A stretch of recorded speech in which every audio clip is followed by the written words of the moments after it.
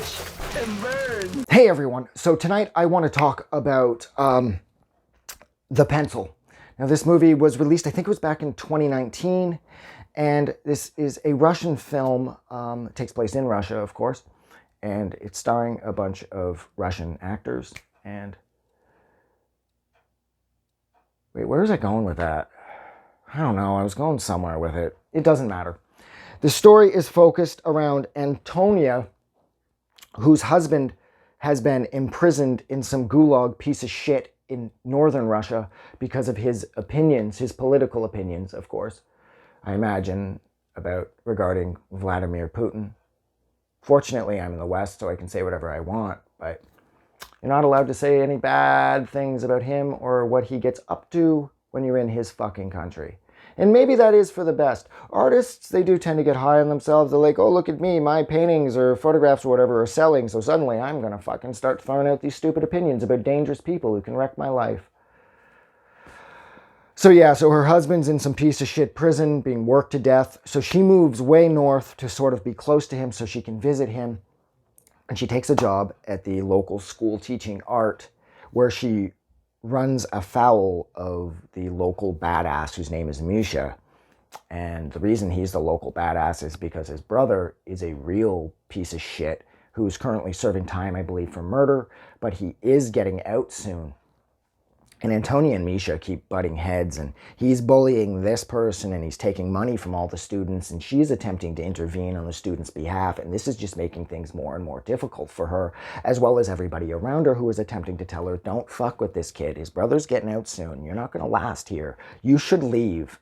And then when she goes to visit her husband for the second or third time through the movie, he says the same thing. He's like, look, you're not going to last here. Like, you should leave. And she's still trying to be so positive and so upbeat. And that was, I think, that was this movie's sort of positive saving grace, was the character of Antonia. Fuck Adam, learn how to talk. She is sort of the positive emotional center of this film, that, you get the vibe that things might turn out okay because she's here, and she has such a good attitude, and she's really here to help the kids that she's teaching, and she even wants to work with Misha to try and help him. And she's trying to support her husband, even though, I don't know how long he's in prison for, but it's for a fucking long time. And she's stretched so thin, and yet she seems so strong that you actually think she might pull something off. But of course, that's not how this movie goes. Upon the final visit to see her husband towards the end of the film, she is informed that he has perished. Just like that, by the guard at the gate, when she walks in. She's like, hey, I'm here to see my husband. They're like, oh, yeah, about that. Your husband's dead, and I'm very sorry.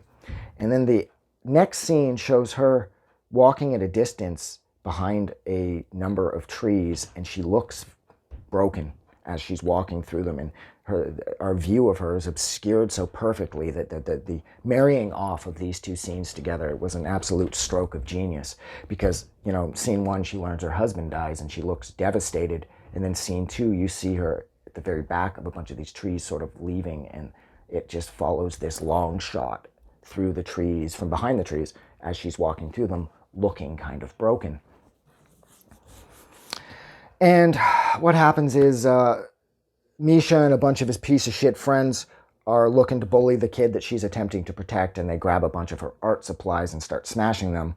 When the kid that they like to bully grabs the top off a toilet and clunks Misha on the head and almost killing him, Antonia stays with him, and she finds help to get him to a hospital and finds out that Misha's going to be okay.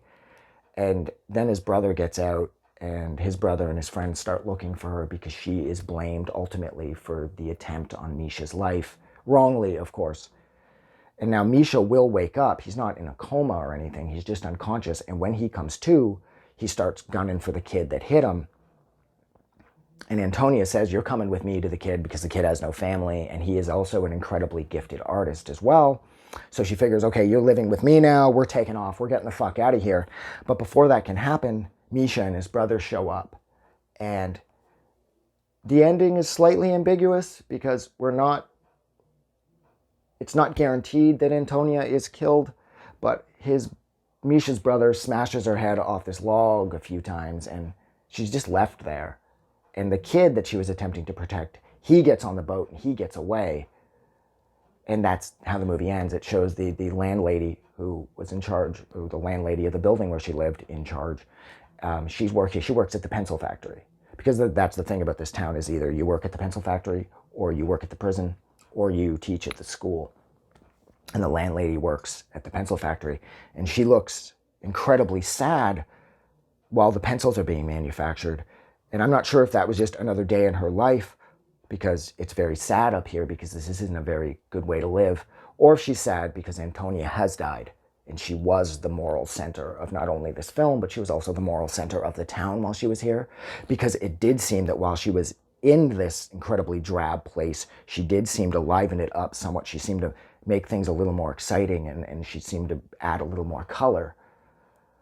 And so I don't know if we're led to believe that she died and everything's kind of back down, you know, in everybody's back in Negativeville. I think she died, at least.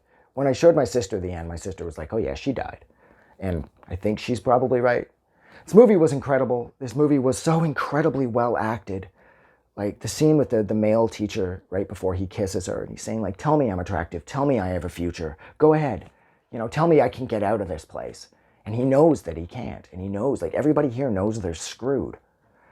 And the acting was just like a fucking straight 10 out of 10. And the cinematography was amazing. And like that shot of her walking through the trees alone was worth the price of admission. And everything about this movie was just so incredibly well made, and it was so incredibly well written. And I felt it and I believed it. And then for it to end so crushingly, it was appropriate, but incredibly sad.